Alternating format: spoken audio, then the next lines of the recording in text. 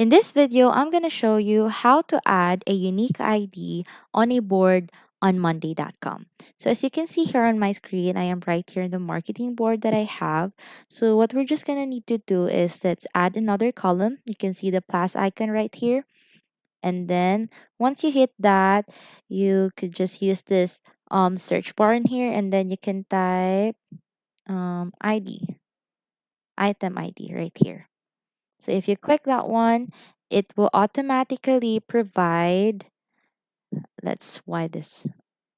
So it will automatically provide an item ID, unique item ID on each item you have here on the group section.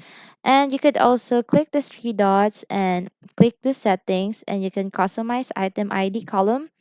And it says here item ID column settings. What do you want to copy? Do you want to copy the item ID, or do you want to copy the item link? So if you want the item link, just hit this one, and then once you click this, it will automatically copy it. So it means you have copied the item link.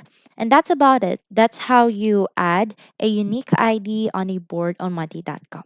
If you have any questions, please let me know down in the comments below, and I'll do my best to help you out.